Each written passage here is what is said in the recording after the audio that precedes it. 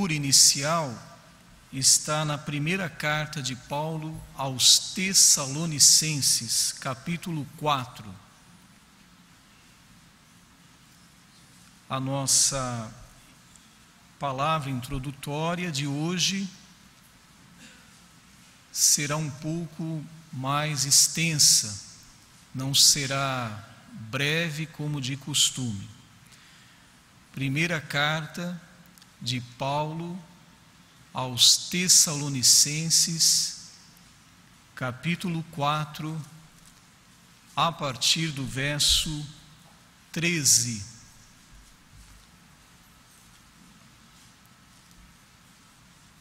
Diz assim a palavra do Senhor: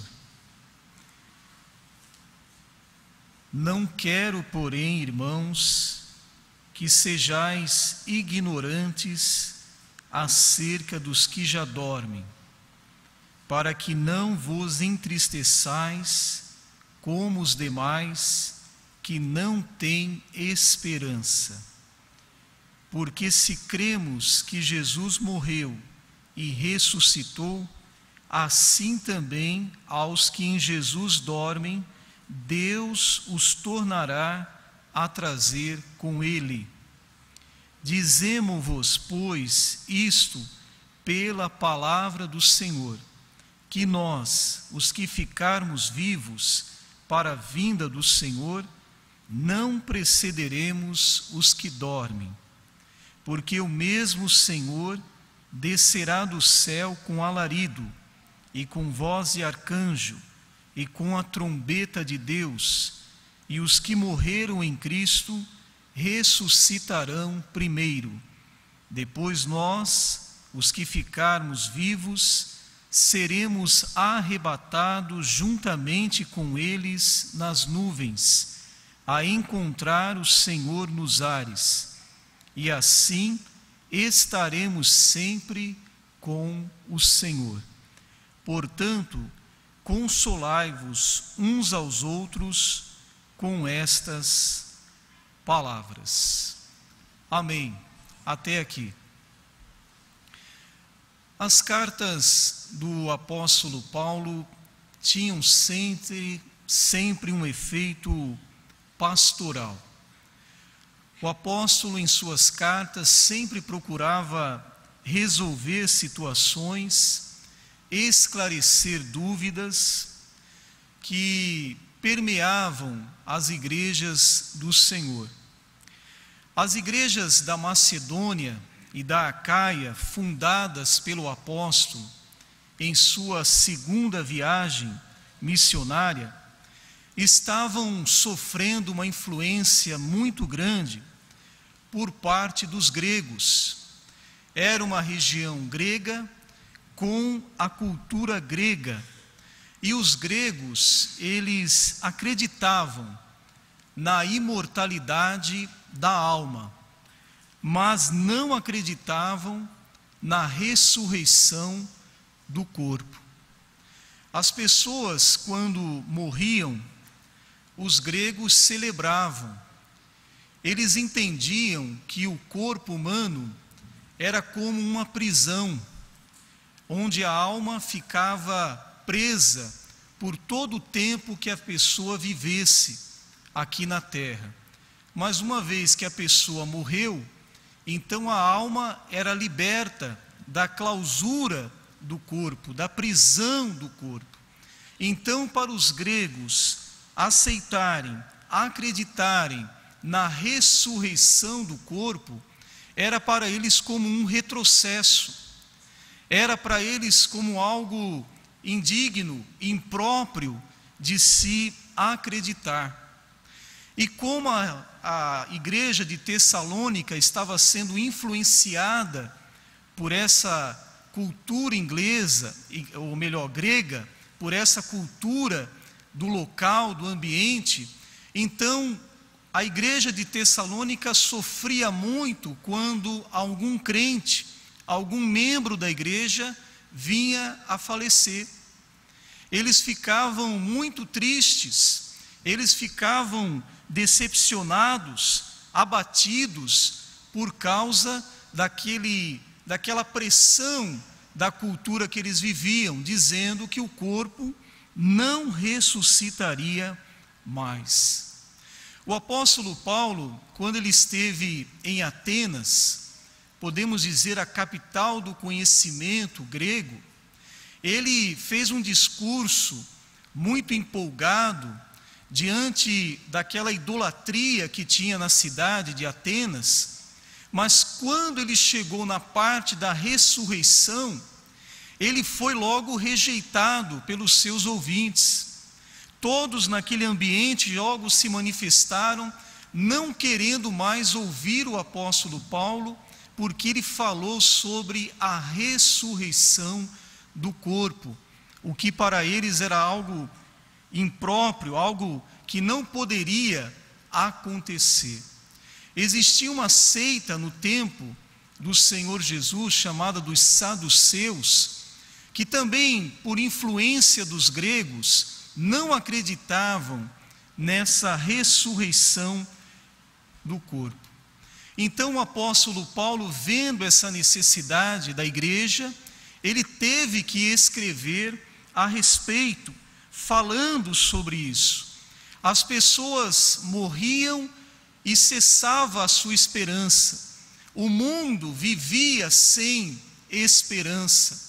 Quando o apóstolo Paulo escreveu aos Efésios, no capítulo 2, ele chega a se referir aos homens como homens sem Deus e homens sem esperança. Então, diante desta realidade, o apóstolo então se manifesta para mostrar que nós cremos na ressurreição do Senhor Jesus Cristo. Nós cremos que, como Ele ressuscitou dentre os mortos, nós, os salvos em Cristo, aqueles que morreram em Cristo, ressuscitarão também dentre os mortos. E nesse texto que nós temos lido, a partir aqui do verso 13, nós vamos ver a preocupação nessa carta pastoral. Diz assim: não quero, porém, irmãos, que sejais ignorantes acerca dos que já dormem, para que não vos entristeçais como os demais que não têm esperança. Aqueles que não têm a Cristo, eles não têm esperança. Existiu um filósofo grego chamado Epicuro, que ele tinha um ensinamento, uma doutrina, que dizia que comamos e bebamos, porque amanhã morreremos. Tudo vai cessar, tudo vai acabar, então devemos viver este momento, devemos saciar a nossa carne ao extremo, porque amanhã morreremos e não mais existiremos. São os chamados aqui nos nossos dias de aniquilacionistas, como seitas que acreditam que os ímpios, quando morrem, deixam de existir, termina, acaba, não há inferno, não há juízo para essas pessoas, elas simplesmente deixam de existir. Existe um outro grupo religioso dos nossos dias que acreditam que a pessoa, depois de morta, ela deva sofrer muito até purgar todos os seus pecados e depois disso entrar no descanso, o descanso merecido.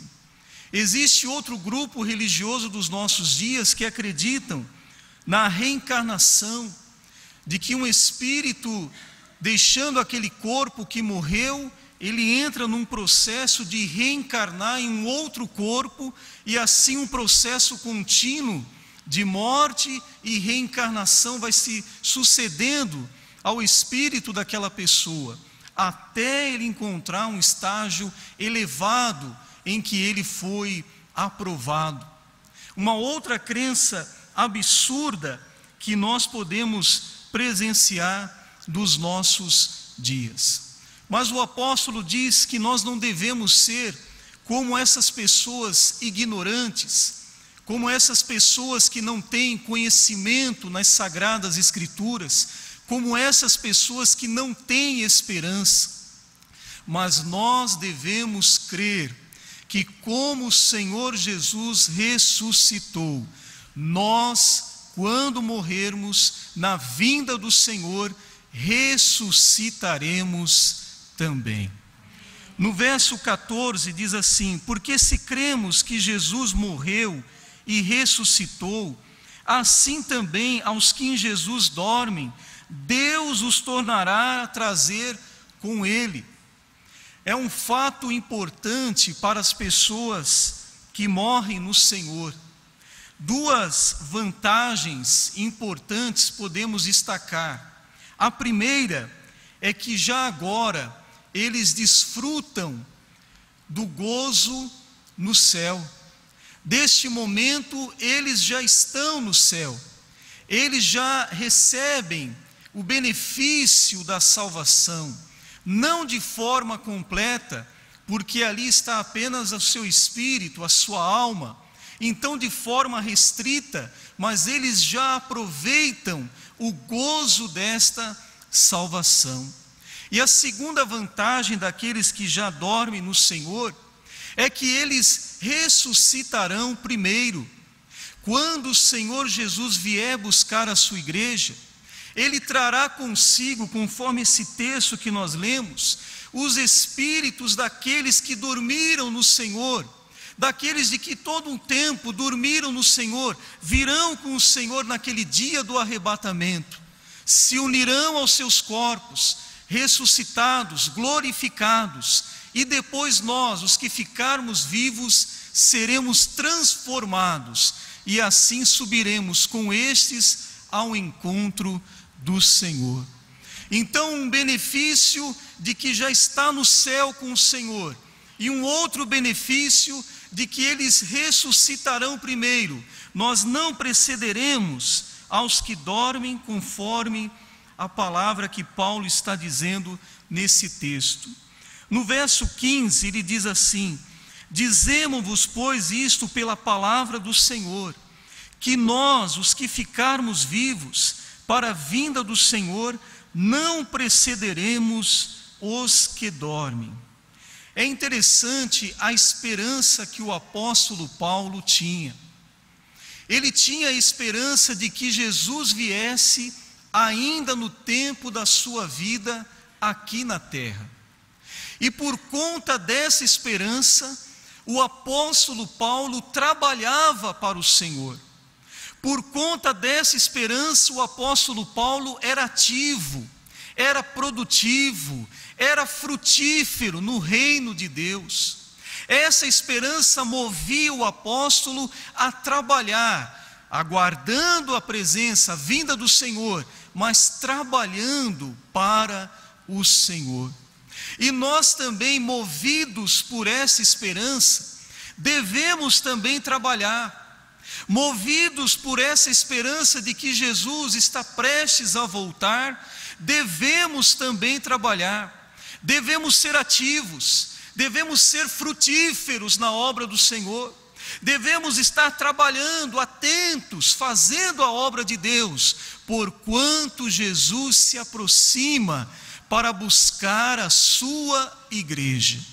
O apóstolo dizia: e nós, os que ficarmos vivos. Ele tinha essa esperança, mas o Senhor Jesus não veio no seu tempo, no tempo de vida do apóstolo.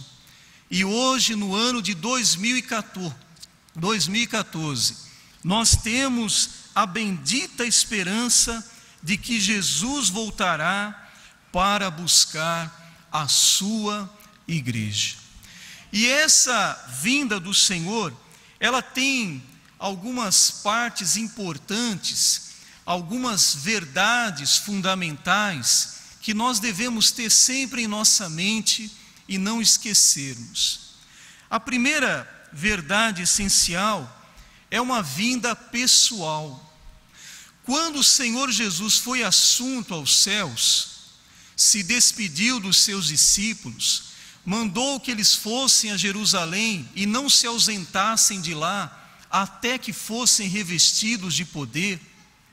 Naquele texto que eles estão olhando para o Senhor subindo, e depois sendo coberto pelas nuvens, ocultado pelas nuvens, logo os anjos se apresentaram diante dos discípulos e disseram: o que vocês estão olhando? Do mesmo modo como viste ele subir, um dia ele voltará, um dia ele descerá de novo para buscar a sua igreja. Então a vinda do Senhor é pessoal. Não vão ser os anjos que ele vai mandar para buscar a sua igreja. Não vai ser um anjo da hierarquia celestial com muito poder. Não, vai ser o próprio Senhor Jesus Cristo que voltará para buscar a sua igreja.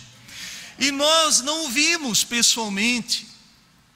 Nós não tivemos o privilégio que tiveram os discípulos do Senhor, que conviveram com Ele, que o viram no seu ministério terreno, que o viram ali na cruz pregado, que o viram ressuscitar ao terceiro dia, e por 40 dias fazer aparições notáveis, que ninguém poderia negar. O apóstolo Paulo chega a dizer que por mais de 500 irmãos viram o Senhor ressurreto.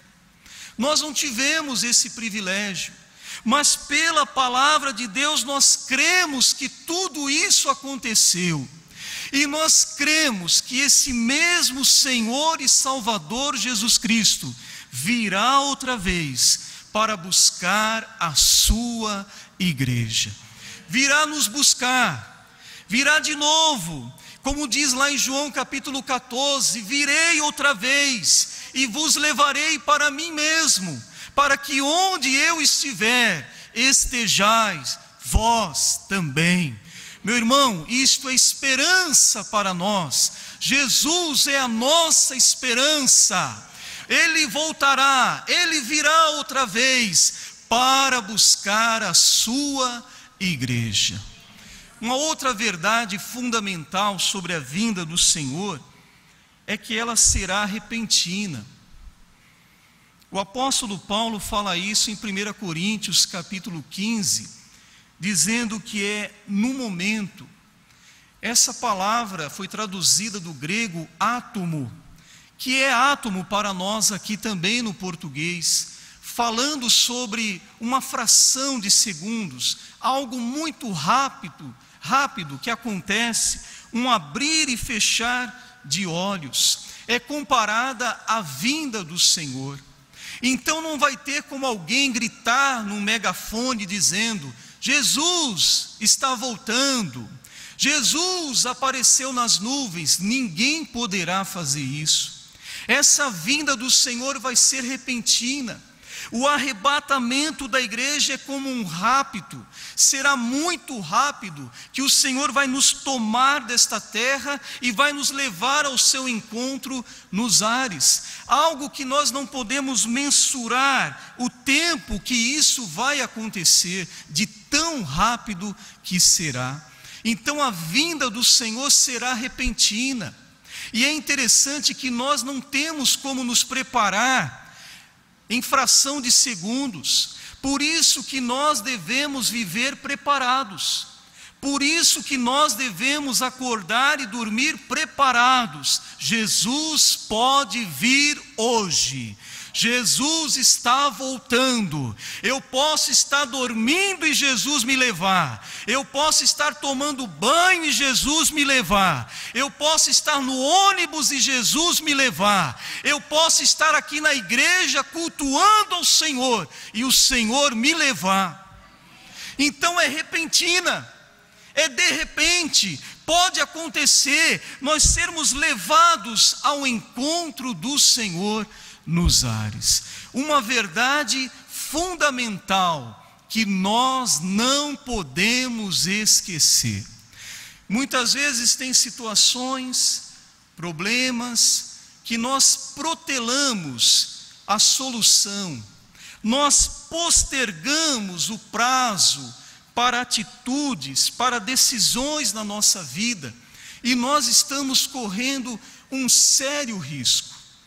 Precisamos estar preparados, não amanhã, mas já a partir de hoje. Não daqui uma hora, mas já a partir desta hora que estamos vivendo. Meu irmão, você está preparado? O arrebatamento da igreja é uma realidade. Você está preparado? A vinda de Cristo é pessoal, Ele mesmo virá. E também ela é repentina, muito rápida será o arrebatamento da igreja. E em terceiro lugar, como uma verdade fundamental da vinda do Senhor, é que ela é inesperada. Existem algumas expressões na Bíblia que falam como será essa situação inesperada. A parábola das 10 virgens, com 5 prudentes e 5 imprudentes, nos mostram que aquelas imprudentes não guardaram azeite suficiente em suas vasilhas.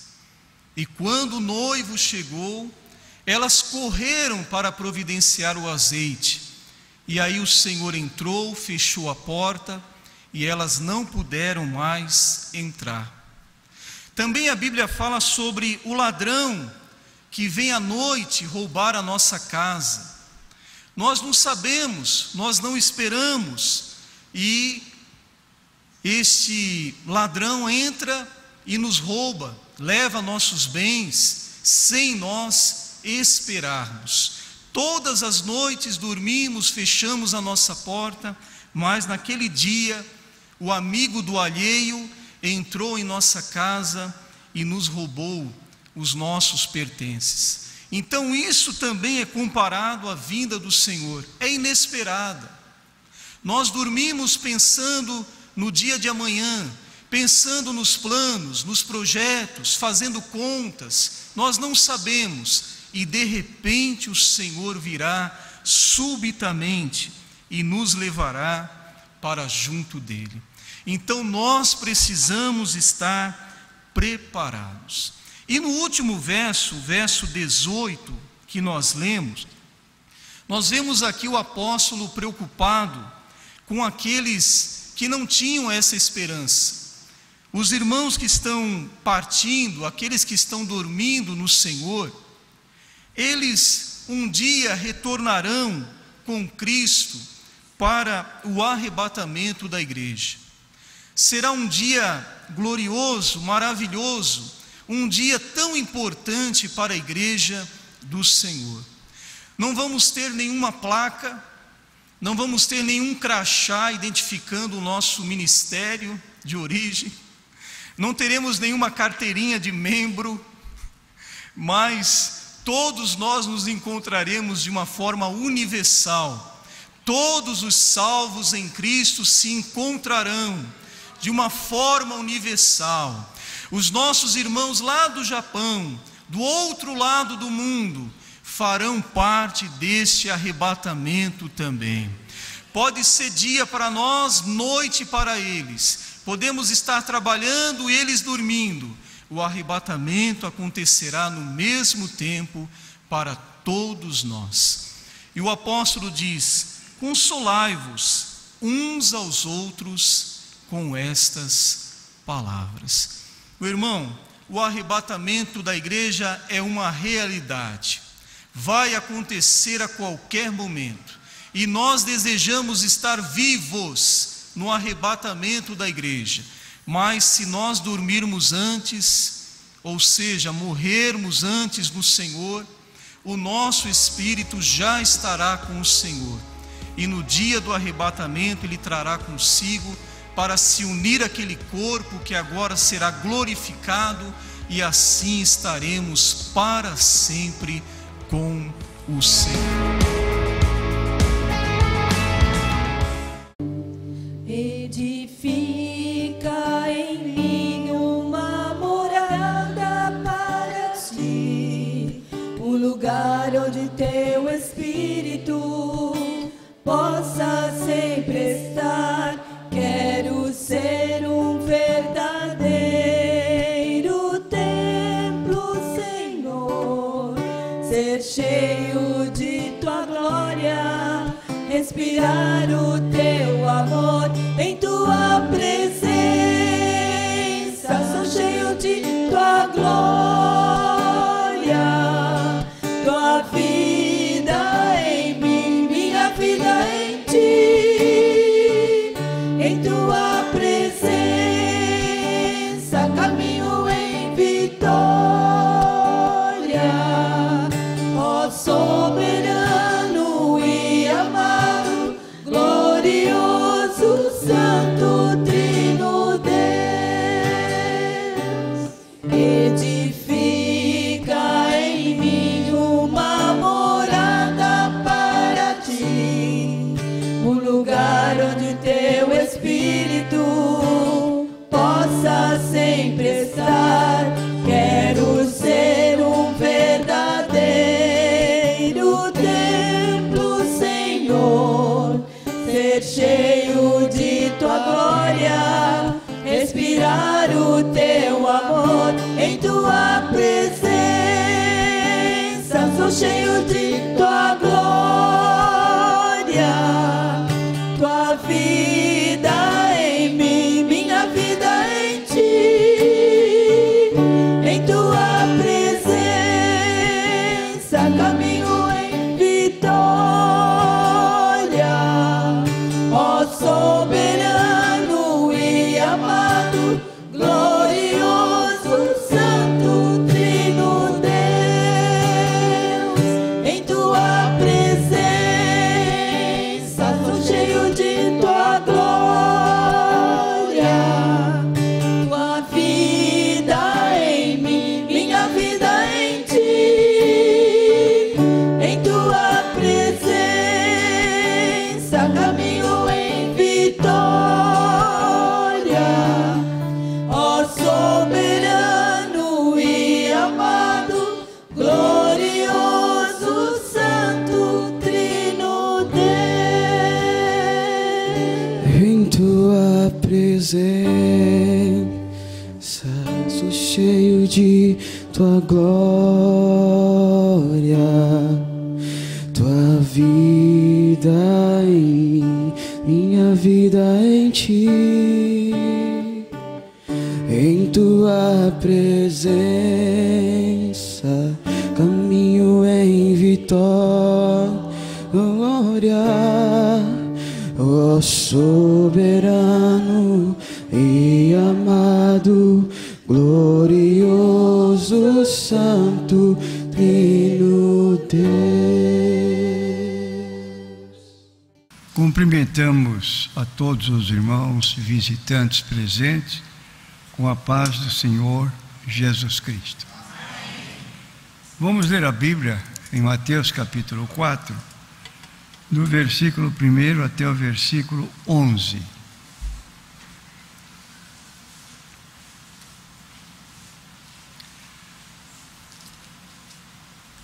Então foi conduzido Jesus pelo Espírito ao deserto para ser tentado pelo diabo, e tendo jejuado 40 dias e 40 noites, depois teve fome.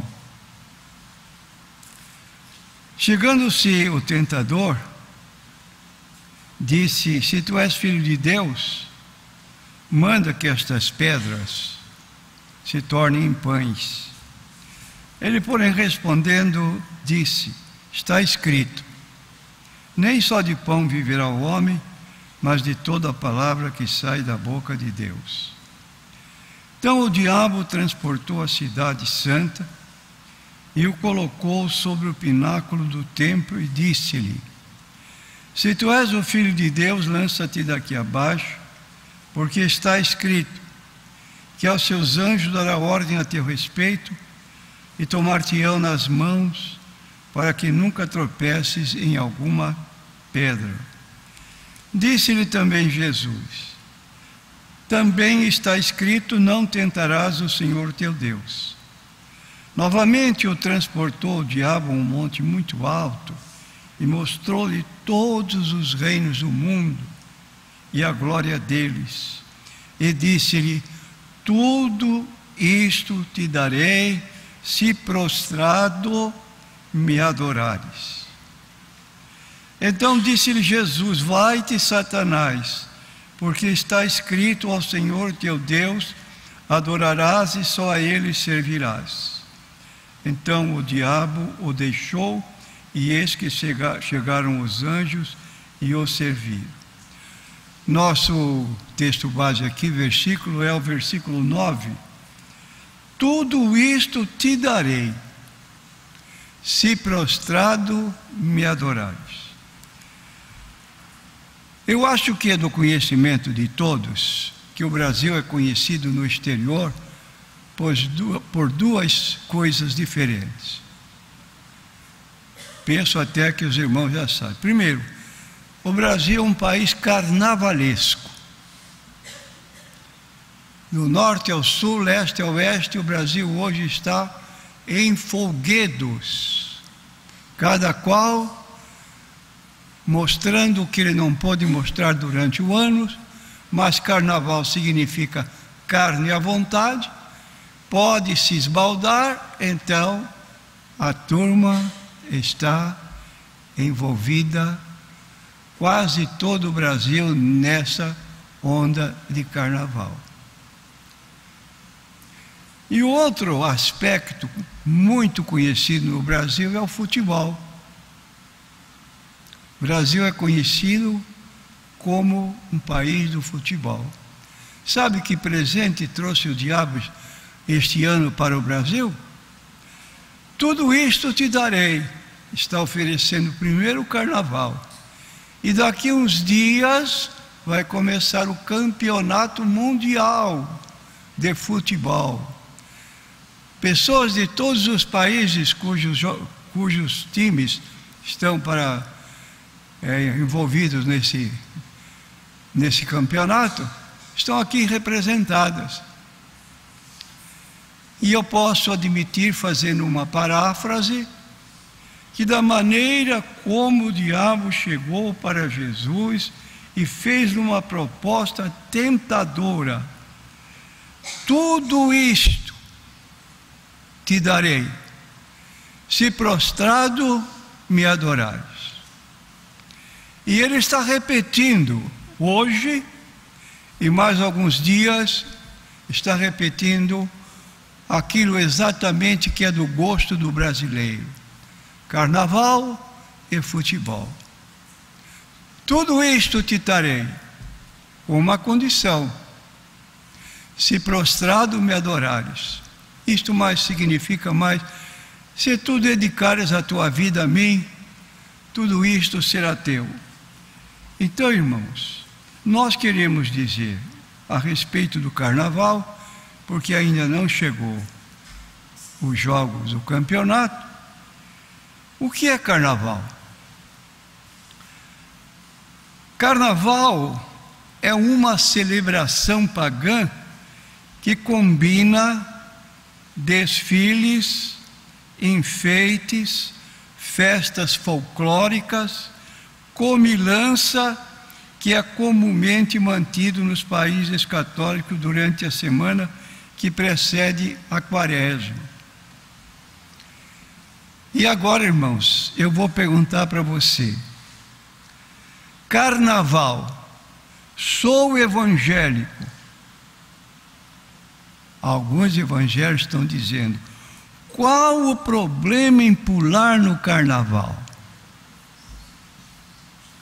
Você concorda que os evangélicos estejam dizendo isso? Qual é a resposta que diz a Bíblia a respeito de uma eventual colocação de um cristão envolvido com o carnaval? Resposta está em 1 João, capítulo 2, versículo 15 a 18. Repetindo, 1 João, primeira epístola, está dando uma resposta para nós que estamos aqui presentes nesta noite. O que diz o texto bíblico? Não ameis o mundo, nem o que no mundo há. Se alguém ama o mundo, o amor do Pai não está nele. Porque tudo que há no mundo, a concupiscência da carne, a concupiscência dos olhos e a soberba da vida não é do Pai, mas do mundo. E o mundo passa e a sua concupiscência, mas aquele que faz a vontade de Deus permanece para sempre. Você acabou de ouvir o sermão do nosso irmão, que falando de uma expectativa de todos nós que somos os cristãos. Não sabemos o dia nem a hora, mas sabemos que Ele voltará. E para nós aguarda o quê? Duas possibilidades. Se você estiver vivo, seu corpo vai ser transformado num momento, num abrir e fechar de olhos. Zum, já partiu. Mas se estiver morto, vai ressuscitar, incontinente. E agora, os dois lados, os vivos e os mortos, num grupo, subirão ao encontro de Cristo nos ares. Essa é a expectativa por parte de um cristão que pode dizer, como Jesus disse nesta oportunidade: vai-te, Satanás. Tu não conheces as coisas do Espírito de Deus. E outros também estejam dizendo ao contrário: não, vou topar. E vou topar o carnaval e o jogo de futebol de campeonato mundial.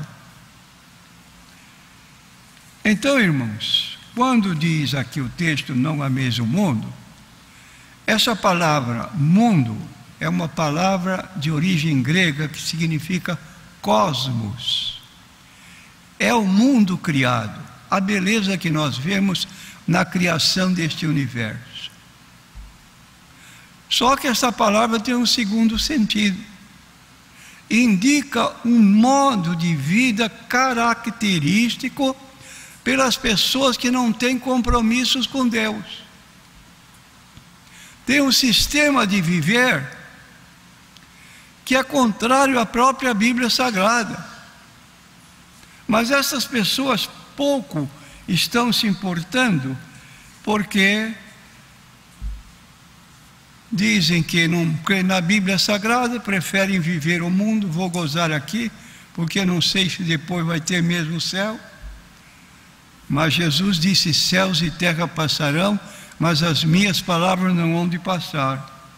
Então, irmãos, mundo frequentemente se refere ao vasto sistema de coisas desta era, fomentado por Satanás, e existe a parte de Deus, consiste não somente nos prazeres, obviamente malignos, imorais, pecaminosos do mundo, mas também se refere ao espírito de rebelião que nele age contra Deus.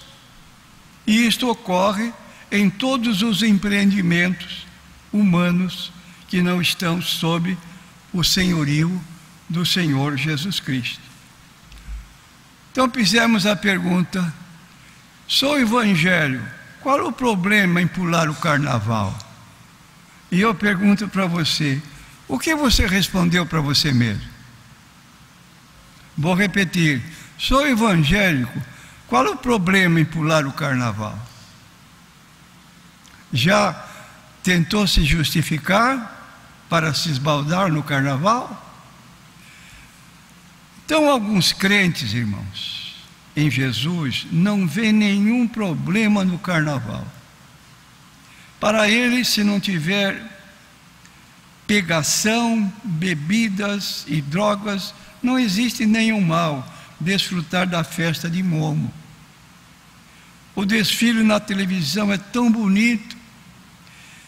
E outra coisa, que mal tem se alegrar ao som dos sambas e enredos do Rio de Janeiro? Alguém está se justificando para poder apreciar o carnaval, porque o coração está dividido. Qual é a nossa situação, então, diante destas perguntas? Eu vejo que há, infelizmente, realmente, muito comprometimento de crentes nessa festividade de carnaval. Agora, se nós conhecermos a origem do carnaval, vamos ter mais consciência de que, na verdade, é o que Jesus disse: vai-te, porque não há possibilidade de comunhão entre luz e trevas, não há possibilidade de comunhão entre Cristo e Belial. Está no capítulo 6 de 14 de 2 Coríntios, Paulo dizendo: não vos disse que não vos juntasses aos incrédulos? Que parte tem o fiel com o infiel? Que parte tem o crente com o incrédulo? A luz entre as trevas. E a ordem específica do texto de 2 Coríntios, capítulo 6, 14 a 17, é taxativa: saí dele, povo meu, para que não participe das suas iniquidades e não caias nas consequências que advirão. Então, irmão, expondo um pouquinho a origem do carnaval, vemos que ele foi uma festa instituída para que as pessoas pudessem se regalar com comidas e orgias antes que chegasse o momento da consagração e jejum que precede a Páscoa, a Quaresma.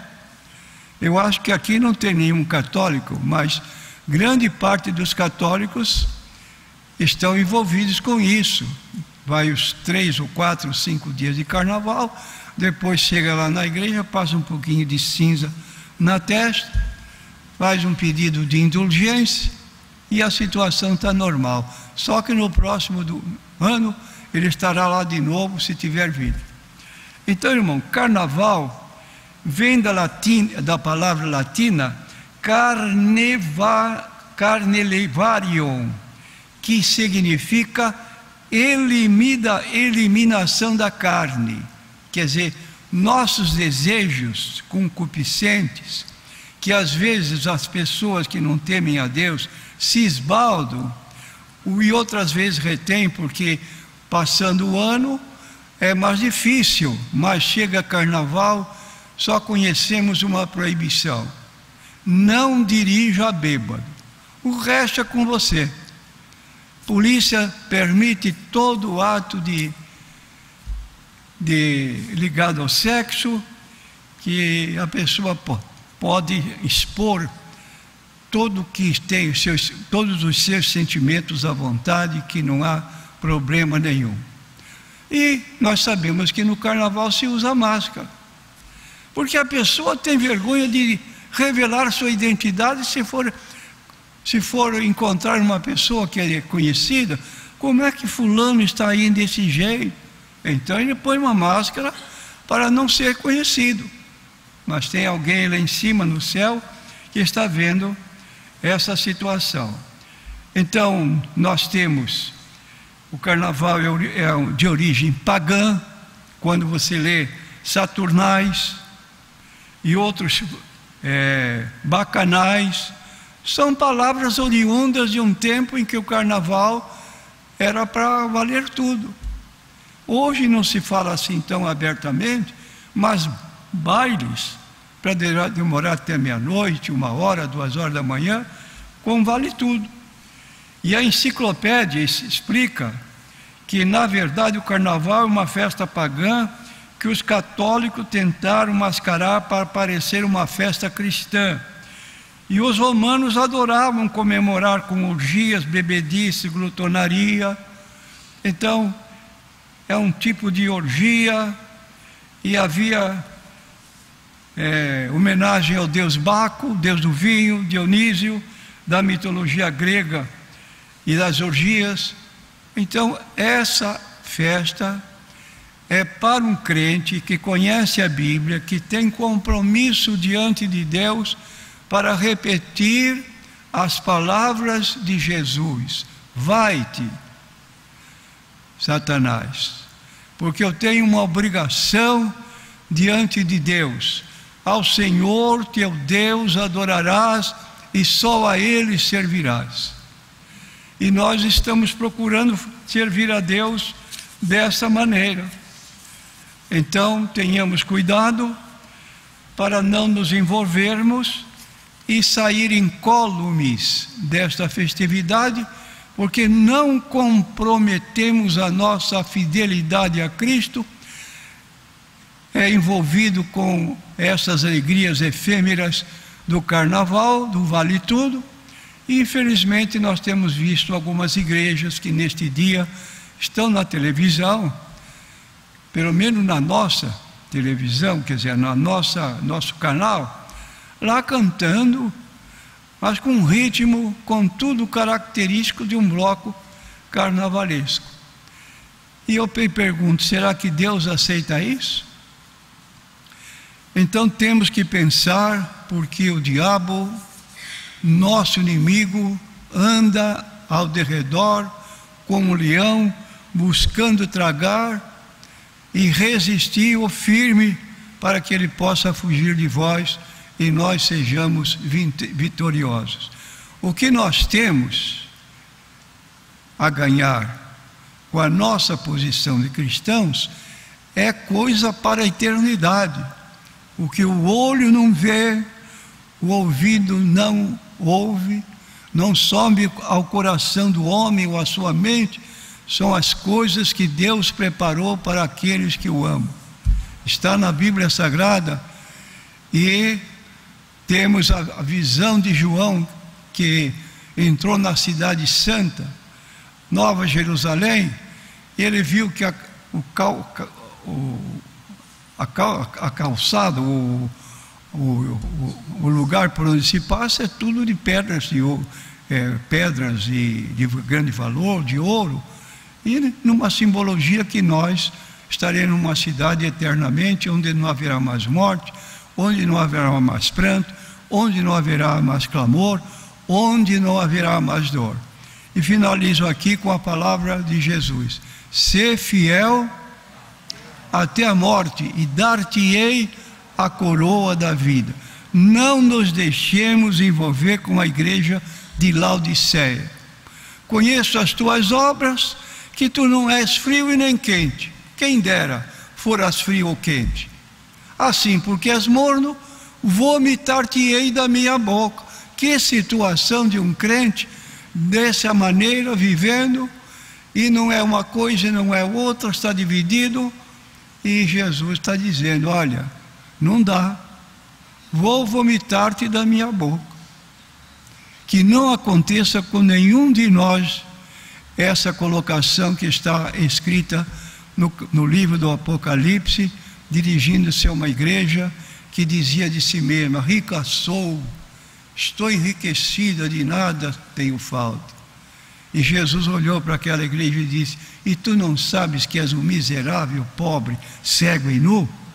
Aconselho-te de mim, que compre de mim ouro provado no fogo, para que te vistas e não apareça a vergonha da tua nudez.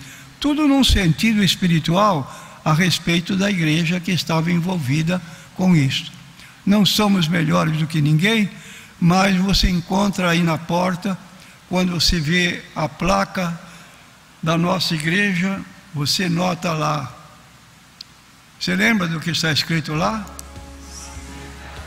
Seriedade na palavra.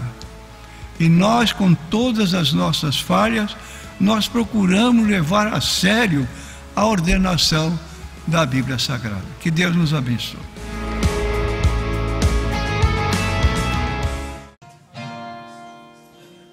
Eis-me aqui outra vez diante de ti, abro meu coração, meu clamor, tu escutas e fazes cair as barreiras em mim. És fiel, Senhor, e dizes Palavras de amor, esperança sem fim ao sentir o teu toque. Por tua bondade libertas meu ser num calor desse lugar. Eu venho me derramar, dizer que te amo, me derramar, dizer te preciso, me derramar, dizer que sou grato, me derramar, dizer que és formoso.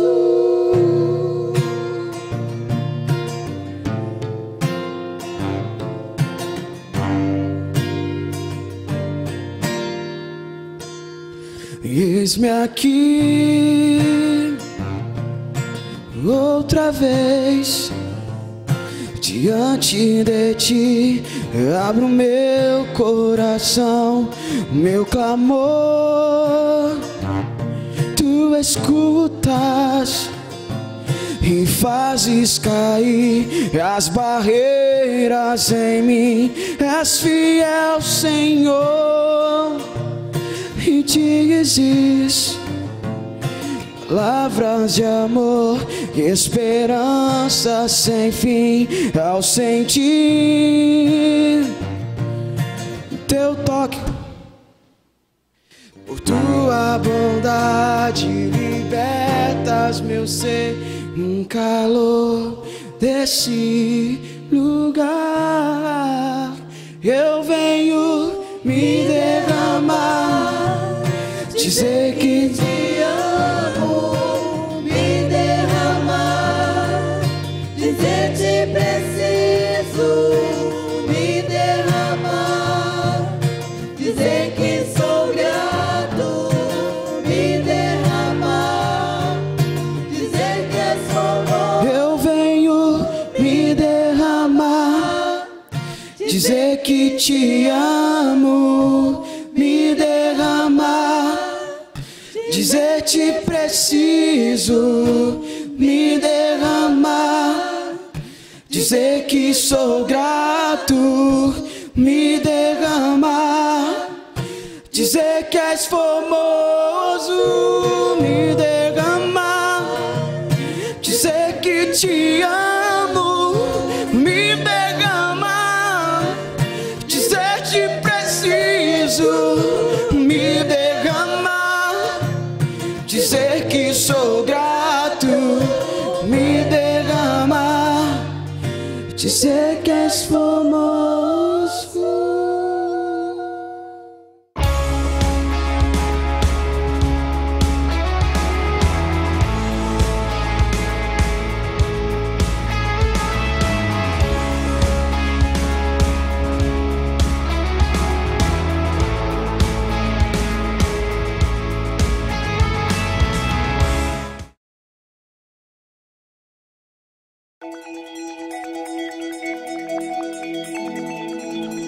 Vem aí o 20º aniversário da Igreja Evangélica da Paz, nos dias 14, 15 e 16 de março.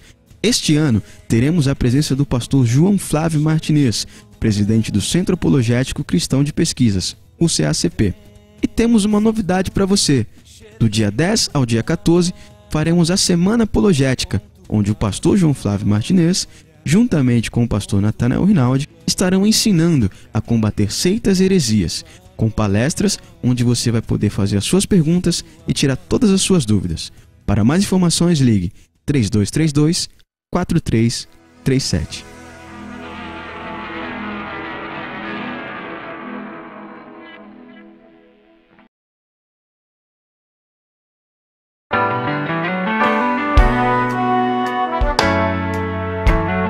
Você quer recuperar a beleza do seu sorriso? Estão faltando dentes em sua boca? Sua prótese não está mais funcionando?